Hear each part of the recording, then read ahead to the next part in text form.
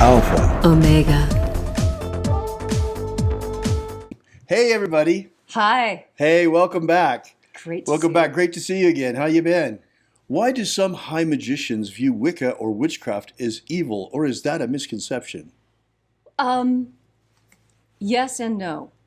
The reason why is that there are covens that are evil. There's just no two ways around it.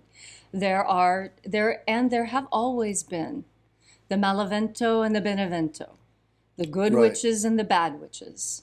And the way we used to talk about these things is that shamans were the good guys and witches were the bad guys. But anthropologists kind of muddied the waters when they started using too much cross-contamination in discussing things. There are anthropological purists who say that the only shamans who exist are the ones in Siberia because they're the ones who actually call themselves shamans. In every culture, there's a name for the person who works with unseen things and has the power to make things happen. It's just that name differs from language to language, just as the word for love differs from Right. language to language. Now, back to your original question about are there covens that are evil? Yes. Yes, there are. And it's usually pretty easy to tell when you go to their outer court meetings. If you are in the witchcraft movement and you're interested in getting in touch with a Gardnerian or Alexandrian or other traditional coven, they have something called the outer court. And this is where they will hold public rituals that are only sort of public. By public, they mean we invite people we think may be appropriate. And so if you've been invited to one of these meetings, what happens is that you are watched. You are watched for how you react to certain members' behaviors, which may or may not be authentic. You see, witches have a tendency to play tricks. And the more evil they are, the more tricks they play, is what I have noticed. And the covens who have hazing practices, I've noticed. It's the covens that haze that tend to be more dark in their practices. Huh, interesting. And so you can usually tell just from a couple of outer court meetings as to how facetious or nasty or backbiting they are. Right. And so, when you look at the outer court, oh, this is what you feel comfortable showing people? What are you doing that you're not showing people? What do you do behind closed doors? Whoa. Yeah. So, well, there's another problem too, and that is that, witchcraft has gotten really a bad rep because of the Christians. Actually, the word strega, from which witch comes from, actually, is a pejorative, or was originally a pejorative. Right. So, it was, and then there's the evil witch and the stereotype of the evil witch and all of that.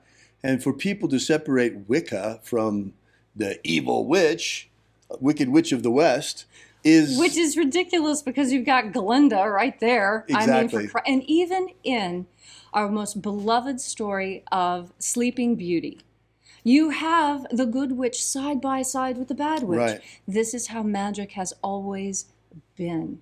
Now, you see, that which is bad is sometimes culturally determined. Now, there are those things that we all recognize that are bad, and I could name some things, but I won't. Right. But there are things that are cultural that are considered bad, and things that are cultural that are considered good, that make the witchcraft and the magic that you do to prevent outsiders from coming in seem like misplaced malevolence. For example, the Islamicists have a problem with pork. The Chinese adore pork. So if the Islamicists cast spells to attack pork production in China, the Chinese would see it as malevolent, and the Islamicists would see that as just cleaning up a mess. Do you see? But when you get to Cultural values. Right. But there are other cultural values that are consistent. Right. We all believe that you should love your spouse. That is a cross-cultural constant, no matter what culture you're in. Well, why do some high magicians view witchcraft, Wicca, as evil? I think that is a bit of a misconception, Fiona, the way that you state the question.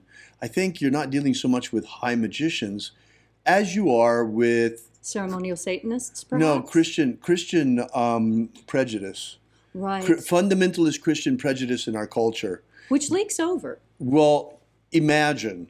I mean, Leslie and I are dealing with this all the time because, I mean, more so probably than even witchcraft because we're so out there with the magic of Jesus. We get outraged. There are people out, what do you mean the magic of Jesus? Magic is evil. Well, sorry, the magic of Jesus is the magic of Jesus, and it's not evil. And God, you're sounding as crazy as the Pharisees by even saying that. Oh, and don't get me wrong. There are witches' covens who think that Jesus is evil. Right. And the mere mention of Jesus or anything positive about Christianity or even, the slight hint of a hymn, and you're kicked out of the group. I can attest to this. I have been kicked out of groups before for simply stating that I thought perhaps we might view Jesus in the same way that we view Krishna or Ganesha or Ekat or Zeus or any of the others. Right. Can't we just put him in the pantheon? Right. Yeah. So you see, there are all of these cultural things that we're dealing with, but particularly high magicians viewing Wicca witchcraft as evil, not so much. That sounds more like just snobbery. Right. It's more like, yeah. Because if we are high magicians and you're Right. just still mucking about around fire and it's pits. kind of silly too because high magic and low magic each have their place. Leslie is really, really masterful in low magic. She comes from the spells background. I come from the high magic background. And we've really learned a lot from one another. Yes. And this course here in Spellwork, there are actually a lot of high magicians in this course as well, which I try to keep the high magic questions out of here and in the Golden Dawn, but it's not so easy sometimes. Then we have yet another problem, and that is that, okay, so there are fundamentalist Christians that are saying all of magic is evil, even high magic. That's what we're running into. Even the magic of Jesus. I mean, the word magic is like showing a red flag, a red cape to a bull for these people. For some, yes. For some, it's really, really, really is quite astonishing. And then we have the other problem, which is that, okay, since the Christians are saying that, since certain fundamentalist Christians are saying that magic is evil, even the magic of Jesus, believe it or not, then you have the actually evil people, the Satanists, who are taking advantage of this. Yes. And are saying that there's no Hugely. such thing as the magic of light or white magic. All magic is evil. Yes, the Christians are right. All magic is evil, and everything other than magic is dogma, Right. No. which is equally as wrong. Yes. Yes. It's it as is. though high magic and low magic don't exist outside of black magic, which is absolutely silly. That would be like saying the only way that you can possibly use nuclear energy is to blow things up. Exactly. It's like it's really silly. But you run into this. I mean, you if you've never run into it before, go look at the channel of E.A. Quetting, and they'll have several videos about the right hand path debunked or whatever, and it's totally insane. It makes these false dichotomies between dogma on the right hand path is dogma, and the left hand path is individuality and freedom. Well, that's a crock of manure. Yes. Most Because certainly. Satanism is not a path of freedom. It's a path of slavery. I mean, you just take a look at these people. I mean, they're they have all kinds of problems. I mean, look at their lives. And, they've either blown out their nose with coke or they have all of these other problems as well. And it has nothing to do with magic, certainly not to do with the magic of light. But when you're invoking negative forces all the time, well, if you go to bed with dogs, don't be surprised if you wake up with fleas. Right. It's just like someone who insists on eating cake at every meal. Why are they surprised when they've put on a few pounds?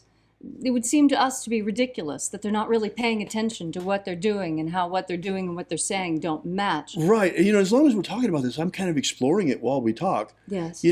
It's like, how is it possible that, okay, we're in a situation here on this planet right now where we're overrun with demons. Yes. I mean, why do you think we are right now under house arrest, half the world? Yes. Why? You think this is not demonic activity? What about the whole virus? It's not demonic? Of course it is. And Jesus dealt with these things by casting the demons out. Okay, so why on earth, now that the real path is to liberate ourselves from these forces that are already dominating human consciousness on this material plane, what is the point of deifying them, glorifying them? Oh, yes, all. It's like turning the guards of a prison into some sort of demigods. It's the worst kind of Stockholm Syndrome. Totally. It's Stockholm Syndrome, absolutely.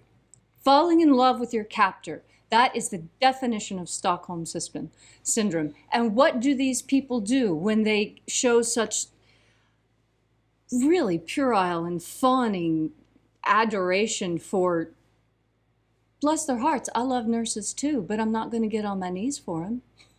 Not unless that's what's required for the blood test. I mean, you know, it seems so misplaced to me.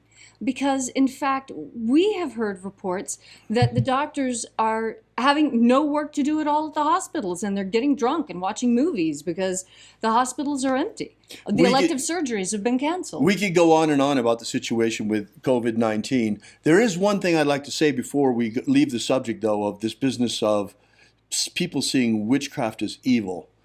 There is one thing in witchcraft that Leslie and I have already shined a light on and hopefully is changing, and it really should change, and that is the infiltration of black magic into witchcraft. This is coming primarily, in my opinion, through voodoo channels. Right. Voodoo was always seen as something very tribal, and when anthropologists started studying voodoo and vodun and hoodoo and the associated practices more, that put it out into the general literature. And many times, familiarity will remove the stain from something. This is why there really needs to be, people really need to get a good education in both high magic and low magic, in my opinion. You don't use a screwdriver to hammer in a nail, and you don't use a hammer to put in a screw. You use a screwdriver or you use a drill. Right. You use know, the proper tool the for proper the job tool at for the hand. proper thing. And just as we see people having certain problems with high magic because they haven't also mastered low magic, it's amazing how many people you see that are making great soul progress, spiritual development progress, Right. but they can't seem to keep their daily life together. Right. And they're always out of work, or this is going wrong, or that's going wrong, because they don't have that low magic grounding as well to balance it. You need both. Just as you're a physical body and a spiritual body, you need low magic to take care of the material body and high magic to take care of the spiritual body. Exactly. Now, add to this problematic one more thing, and that is that most low magicians don't have any real training in high magic. Right. And this is why there are so many coven priests and priestesses out there who are looking to, we got to draw down the moon, let's use voodoo. Right. If they had any training at all, they would understand that voodoo is not the route to go, but rather the Golden Dawn's assumption of God forms. The reason why, and I want to make this super clear to you, the reason why is that as a good shaman, as a good magician, as a good witch, as a good anything that works with the spiritual realm, you don't let stuff in. You put it on top of you and you get the contagion from like putting on skin cream. You don't take it like a pill. Right. It's too dangerous. Skin cream, you can wash off. God forms, you take off. Drawing down the moon, you put it on top of you like a hood. You don't... Like a robe. Yes. Like a cape.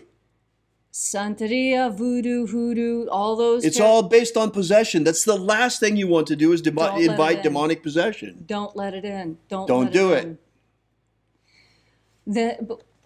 Because if you do, and you are not strong enough to expel it, don't get me wrong, I know shamans and witches who are fully strong enough to walk into a person who's demonically possessed and pull it out, suck it out into themselves, and then barf it back up.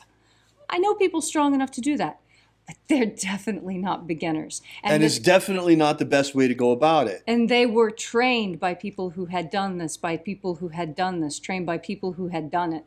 It wasn't something that they just, well, I think if I do what I read in the book, it'll probably work out. No, no, no. I know for a fact that informants regularly lie and mislead anthropologists. You cannot always trust the anthropological record as being authentic because the people who are talking to the anthropologists don't always trust them enough to tell them the truth.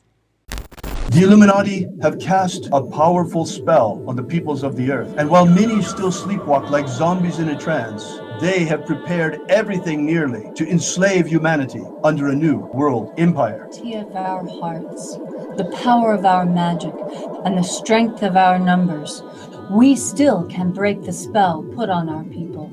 We're just a ragtag bunch of magicians armed only with the power of our prayer and the power of our faith and the power of our magic. But whether you be Christian, Jew, Wiccan, pagan, magician, shamanic practitioner, or any other stripe of spiritual warrior of humanity against this evil falls to us. So we, who now, to stand with us against the rising darkness, because you're our only hope.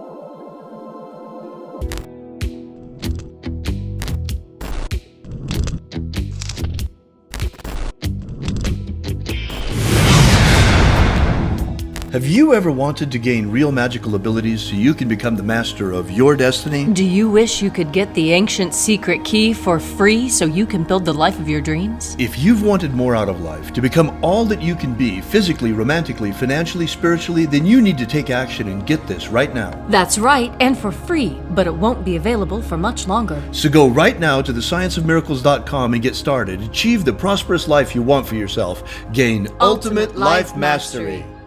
Are you familiar with the Rosicrucian with what's his name? He's popular in the States. He's the president or the Emperor. Imperator. The president. Emperor. Imperator. From the Golden Dawn. What's his name? Oh. David Griffin holds this position as Emperor. Imperator. David Griffin. David Griffin. David Griffin. David Griffin. David Griffin. Have David Griffin. I saw an email yesterday that he sent out about, there's a magical war going on. The Mage War. Demons of the infernal realm. I'm all of them. There is really a magical war going on. The Mage War. There is a guy called David Griffin who is heading all these magicians. David Griffin is S.L. McGregor Mather's present successor. David Griffin. David Griffin. David Griffin. David Griffin. I'm Golden Dawn Imperator David Griffin. David Griffin. David Griffin. David Griffin. David Griffin. Now, David Griffin. There's a magical war going on. So there is really a magical war going on. Alpha Omega.